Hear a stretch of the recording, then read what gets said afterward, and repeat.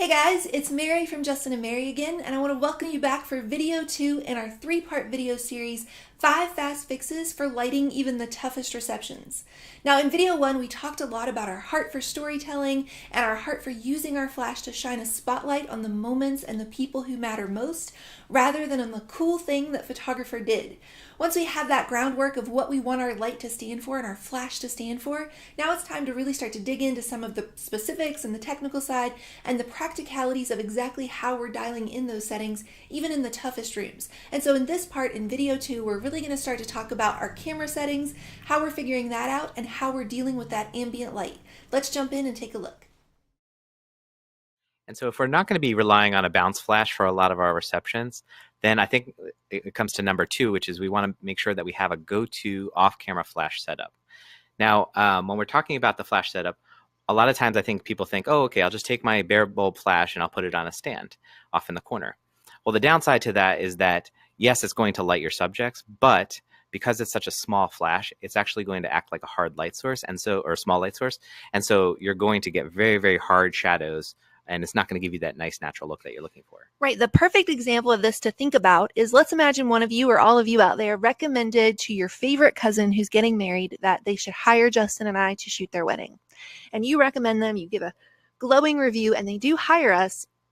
And when you show up that day, the first time you're seeing us is at the ceremony. Your favorite cousin and her dad are about to walk down the aisle, and you see Justin at the front of the aisle ready to shoot that moment with a flash on his camera pointed directly at them coming down the aisle. What would you think? Hacks! I knew it! They don't know what they're doing, right? All of us as professional photographers kind of nod knowingly and go, what not to do? Don't point a flash on your camera right at your subjects. And there are a few reasons for that. One, it's hitting them straight on, so there's no direction or dimension to the image. 2, it's very contrasty. It's hitting them really bright in the front and falling off really dark behind them. 3 is it's a strange color, too stark, too white. And then one of the biggest things that we're seeing when we talk about what we hate about flash, that it looks too fake, that it looks too harsh, that it looks too flashy, any of those words, what we're really saying is that it's too small of a light source. And here's the reason why. So I think this is really important to write down. The larger the light source, the softer the transition between highlight and shadow. Another way of saying that is the larger the light source, the softer the light. If you look at this portrait here, you can see that light coming in from the left-hand side, and the way it rakes across our subject from left to right, you can see the highlight on the left side and the shadow on the right side, but it's very hard to determine where that highlight ends and where the shadow begins. And that's because we're working with a very large light source that has a very soft transition. So if we want to achieve our goal of making our flash look just like found natural ambient light in the room, whether that's a window or some soft candlelight or a pretty street lamp, then we really, in every case possible, want to make our light feel as large as possible. And so that's why you'll never see us just putting a bare bulb flash on a stick, on a stand, off to the side and shooting a reception that way. So we've talked about what it's not, let's talk about what it is. What is in our 30-second one light setup? Yeah, and so I think before we actually get into some of the components, I think it's important to know why we call it the 30-second one light setup. And that's because when we were actually teaching this in Germany a couple years ago. We were doing a 4-city tour there. And, one of the big concerns from the Germans was that it was going to take too long to set up on a wedding day, and that we weren't going to be able to, we were going to be either missing things or we weren't going to be able to get it set up. They were really concerned with the efficiency. They really held our feet to the fire on that. Like, how long are we talking about? Who has time for this on a wedding day? By the way, when we were teaching that on the 4 cities in Germany, we didn't speak German and very few of them spoke English. And so we would have to teach for 1 to 2 minutes at a time. And then an interpreter would interpret what we've just done. So that turned into some pretty hilarious moments. And one of the most hilarious was we finally started saying, all right, we'll put it to the test. Let's see how fast we can do it. And so we put on Eye of the Tiger for the Germans, bum, bum, bum. And we timed it. And Justin put this light setup together. And his worst time was 30 seconds. And his best time was 24 seconds. Yeah, I'm not trying to brag or anything like that, but if it takes of you all the things to brag if it takes you 40 seconds, that's okay too. The key here is that it can be done very quickly, and what's great about that is then you have it throughout the wedding day and you're ready to use. So we have a couple things that we want our 30-second one light setup to be. Number 1 is we want it to be fast to set up. We want to have all the components there. We want to be able to set it up very quickly.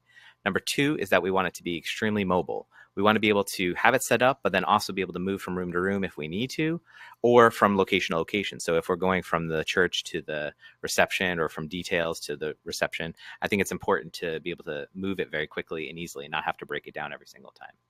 We also definitely want it to be unobtrusive. We're very conscious of where our light is set up, and we're going to talk about this here in a minute, where we set it up to keep it as unobtrusive as possible, to keep it from being a distraction to the guests, and to keep it from ruining the aesthetic of the wedding. And then the last thing that we want it to be as much as possible is we want it to be existing. We know how much money you guys as photographers have to spend to buy this gear. We know that you've probably, if we're being honest, if you're sitting at home behind your computer right now, you can raise your hand, nobody will see you. There's probably flash equipment that you've bought and you just haven't used it. Sometimes haven't even taken it out of the box because you're not sure how to put it to the best use. And so what we want to do is we wanted to put together a 30-second light setup that's hopefully going to be made of gear that you mostly have and minimize what you're going to have to spend to get a full setup to buy to add to that. So let's talk about what is in our 30-second one light setup. So this is an image from a few years back where this was our basic one light setup, and we have a good strong light stand there, an umbrella bracket in the middle, flash on top, and at the time we were using the SB900s, which didn't have radio transmission, and so you see a pocket wizard actually hanging off the stand there as well. And then we're in this case we're using our 42-inch white translucent umbrella. So you see we have a stand.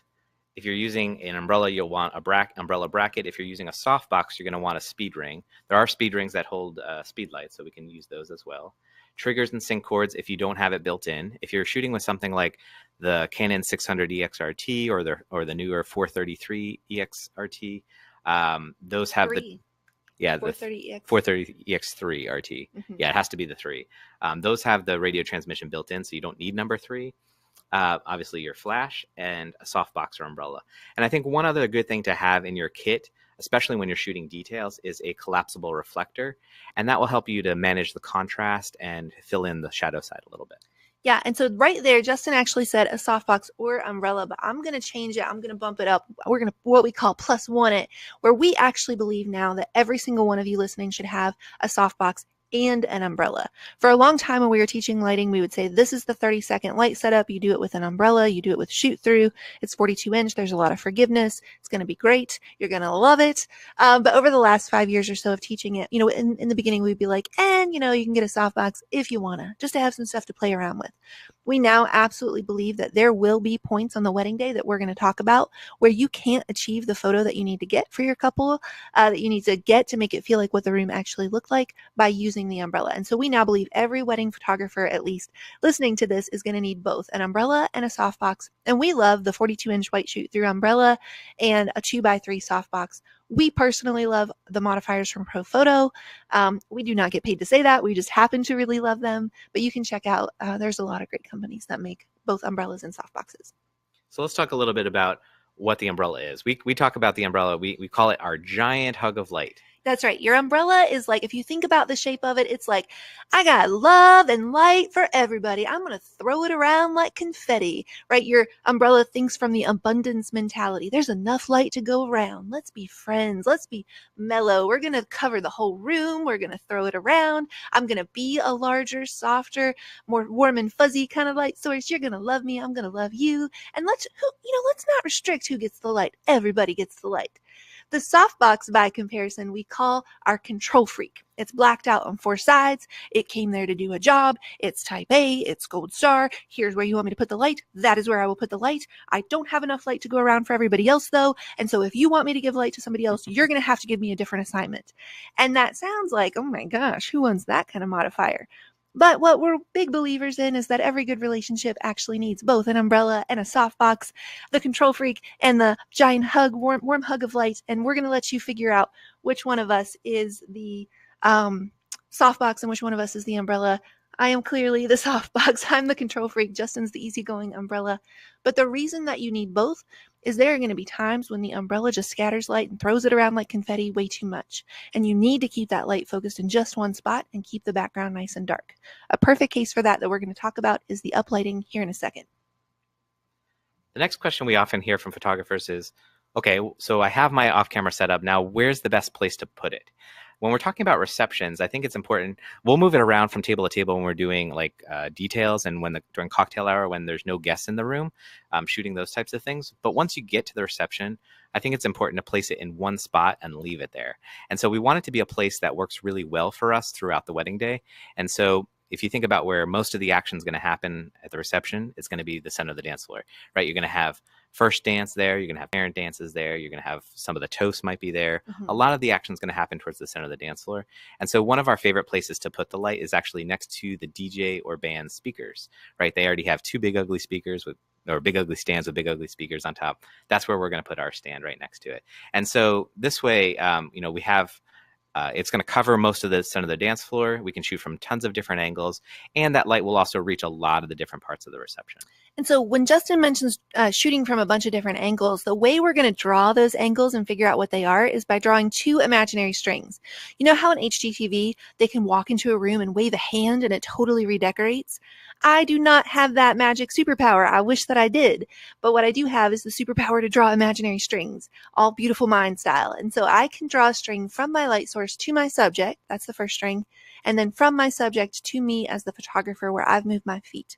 And the resulting angle that those two strings are going to draw is going to tell me what angle of light it is. And so if you were to draw those two strings and really look at that angle, like even hold your hand up, right? And kind of, you make an L shape from umbrella to couple to the photographer over there, you can see that it's a right angle and it's a 90-degree angle of light. Even though it's kind of a crooked right angle, it's still that right angle, 90 degrees of light. Now, as the photographer, to get really dimensional rich images at the reception, Justin and I love to shoot in the 90 to even the 120 angle. And that would have the little camera guy coming down a few grids to widen that angle even more, even larger than a right angle. But you could also, if you like a little brighter image, move your feet to narrow the angle. Anywhere between 30 degrees and 120 degrees is going to be beautiful in that reception. And not to totally blow your mind at all, but there are actually in any situations 2 90 degrees, 2 30 degrees, 2 120 degrees. And so if you move the little camera fellow off to the other side of the dance floor, you could also create a right angle there. And so it gives you a lot of options for where you can move your feet to get beautiful dimensional images at these receptions. Now, that being said, the light there is going to cover most of the dance floor, most of the reception, but occasionally things happen in a different room. And I think that's what's a good time to have a second light ready, set up, and waiting for you. I kind of relate this to the movie Top Gun. One of the final scenes, they're in the big dog fight, with the fighter jets and everything like that. And so you have Maverick, and he's told to wait on alert. Yeah. Maverick is told to wait on alert 5, right? And so he's in his jet, he's revved up, he's ready to go, but he's still waiting on the carrier because he's only going to be called in when he's needed. And I think it's a good idea to have that second light ready on alert 5. What are some good cases of that? Well, maybe you have somebody's giving a toast, or maybe they're cutting the cake in a different room. That's a great Sometimes that happens. Or occasionally there's a few venues that we've shot at where there's maybe a big pillar or something in the way. Mm-hmm. And there's like one particular shot that I want to get of, dad's face or dad's reaction. And then it would be a good idea to have a second light ready and waiting.